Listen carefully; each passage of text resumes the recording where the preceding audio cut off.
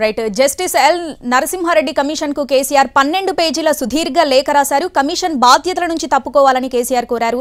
ఇక పూర్తి అప్డేట్స్ మా ప్రతినిధి సుధీర్ లైవ్ లో అందిస్తారు. సుధీర్, మొత్తం కమిషన్ వ్యవహార శైలినే కేసీఆర్ తప్పుపట్టిన సందర్భం, అసలు ఈ లేఖను ఎట్లా చూడాలి, ఇప్పుడు నెక్స్ట్ ఏం జరగబోతుంది, డీటెయిల్స్ ఏంటి?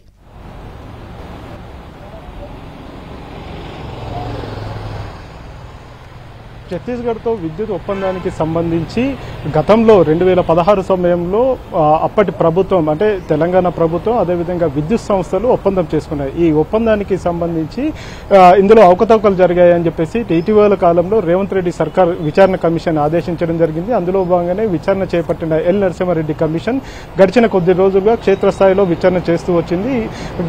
ఒక వారం రోజుల నుంచి కూడా నేరుగా అధికారులు అదేవిధంగా ఇతర కాంట్రాక్ట్ ఏజెన్సీలు ఎవరైతే ఉన్నారో వారి దగ్గర నుంచి కూడా పూర్తిగా సమాచారం తెలుసుకునే ప్రయత్నం అయితే చేసింది. ఈ నేపథ్యంలోనే మాజీ ముఖ్యమంత్రి కేసీఆర్ కూడా ఒక నోటీసును జారీ చేసింది. విద్యుత్ ఒప్పందాలకు సంబంధించి అందులో మీ పాత్ర ఏంటి అనే విషయానికి సంబంధించి కూడా ఆయన నోటీస్ ఇచ్చి వివరణ కోరిన సందర్భం అయితే కనిపించింది. ఈ నేపథ్యంలోనే జూలై 30వ తేదీ వరకు కూడా తనకు సమయం కేటాయించాలని చెప్పేసి మాజీ ముఖ్యమంత్రి కేసీఆర్ గతంలో కమిషన్ కు వివరణ ఇచ్చారు. అయితే ఏప్రిల్ మే నెలలో పూర్తి స్థాయిలో రాష్ట్రంలో పార్లమెంట్ ఎన్నికలు జరుగుతున్నాయి కాబట్టి తనకు సమయం ఇవ్వాలని చెప్పేసి కేసీఆర్ కోరినట్టుగా కూడా తెలిసిందే. అయితే దీనికి సంబంధించి కమిషన్ ఎట్టి పరిస్థితుల్లో కూడా జూన్ 15 లోపు కూడా మీ వివరణ ఇవ్వాలని చెప్పేసి ఆదేశాలు జారీ చేసింది. ఈ నేపథ్యంలోనే మాజీ ముఖ్యమంత్రి కేసీఆర్ 12 పేజీల సుదీర్ఘ లేఖను జస్టిస్ ఎల్ నరసింహారెడ్డి కమిషన్ కు పంపించడం జరిగింది. ఈ లేఖలో చాలా వరకు కూడా కమిషన్ చేస్తున్న వ్యవహార శైలి, కమిషన్ చేస్తున్న విచారణను పూర్తి స్థాయిలో ఆయన తప్పు పట్టినట్టుగా కూడా తెలుస్తుంది. ఎందుకంటే ఈఆర్సీ తెలంగాణలో తెలంగాణ విద్యుత్ నియంత్రణ మండలి ఈఆర్సీ అనేది ఉంది. ఈఆర్సీ అనేది చట్టబద్ధత కలిగిన సంస్థ. ఈ సంస్థ తీసుకున్న నిర్ణయాలపై ఎట్టి పరిస్థితుల్లో కూడా కమిషన్ వేయొద్దు అని చెప్పేసి అందులో స్పష్టంగా ఉంది. మొదటి తప్పుగా ఈఆర్సీ తీసుకున్న నిర్ణయం మీద ఒక కమిషన్ వేయడమే తప్పు. ఆ కమిషన్ కు మీరు బాధ్యతలు తీసుకొని దాని మీద విచారణ చేయడం రెండో తప్పు.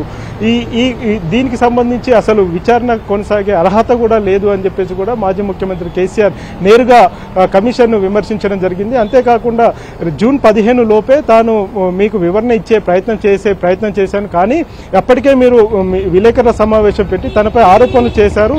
అసలు ఎంక్వైరీ జరగకముందు ఎంక్వైరీకి సంబంధించి పూర్తి తీర్పు ఇచ్చినట్టుగా కూడా విలేకరుల సమావేశంలో కమిషన్ చైర్మన్ ఎల్ నరసింహారెడ్డి చెప్పినట్టుగా ఉంది. ఇది తనను పూర్తిగా బాధించిందని చెప్పేసి కూడా మాజీ ముఖ్యమంత్రి కేసీఆర్ ఆ లేఖలో స్పష్టం చేశారు. 12 పేజీల లేఖలో అసలు తెలంగాణ రాష్ట్రం ఏర్పడే సమయంలో 7,778 మెగావాట్ల విద్యుత్ ఉంటే ప్రస్తుతం రాష్ట్రంలో 20,000 మెగావాట్ల విద్యుత్ ఉంది. ఇదంతా కూడా గత ప్రభుత్వ ఘనతే అని చెప్పేసి మాజీ ముఖ్యమంత్రి కేసీఆర్ చెప్పే ప్రయత్నం అయితే చేశారు. ఇందుకు గల కారణాలను కూడా ఆయన వివరిస్తూ వచ్చారు. గతంలో తెలంగాణ రాష్ట్రం ఏర్పడిన సమయంలో పూర్తిగా పవర్ హాలిడే ప్రకటించే పరిస్థితులు ఉంటాయి. ఇప్పుడు అలాంటి పరిస్థితి లేదు. రెప్పపాటు కూడా కరెంటు పోకుండా చేసిన పరిస్థితి మాది. ఈ నేపథ్యంలోనే తమకు అవసరమైన విద్యుత్ కోసం విద్యుత్ ప్లాంట్ల నిర్మాణం చేపట్టాల్సి వచ్చింది. ఇవన్నీ కూడా కేంద్ర ప్రభుత్వ రంగ సంస్థలైన వాటితోటే నిర్మాణం చేయాల్సి వచ్చిందని చెప్పేసి మాజీ ముఖ్యమంత్రి కేసీఆర్ చెప్పే ప్రయత్నం అయితే చేశారు. ప్రస్తుతం ఎల్ నరసింహారెడ్డి కమిషన్ పూర్తి స్థాయిలో ఇది ఏకపక్షంగా కమిషన్ విచారణ కొనసాగిస్తుందని చెప్పేసి అయితే మాజీ ముఖ్యమంత్రి కేసీఆర్ చెప్పే ప్రయత్నం అయితే చేశారు.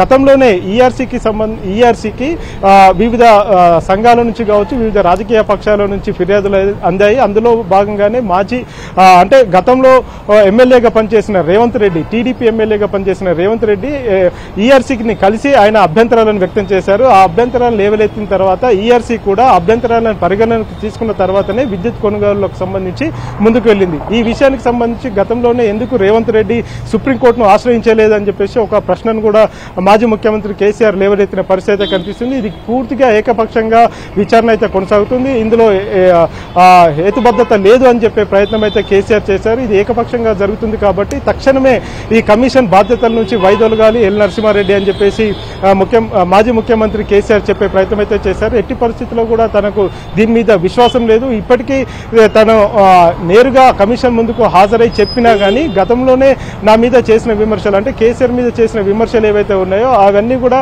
ఏకపక్షంగా చేస్తున్నారు కాబట్టి ఇప్పుడు నేను చెప్పినా కానీ వారికి అర్థం కాదు. వారు నేను చెప్పిన వాదనను కూడా ఏకీభవించే పరిస్థితిలో ఉండరని చెప్పేసి మాజీ ముఖ్యమంత్రి కేసీఆర్ చెప్పే ప్రయత్నం అయితే చేశారు. ఏదేమైనా కానీ కమిషన్ చేస్తున్న ఏకపక్ష నిర్ణయాలకు సంబంధించి కేసీఆర్ ఇక మీదట కమిషన్ ముందుకు హాజరయ్యే పరిస్థితి లేదని చెప్పేసి తెలుస్తుంది. Shravani. Right Sudheer, thanks for the updates.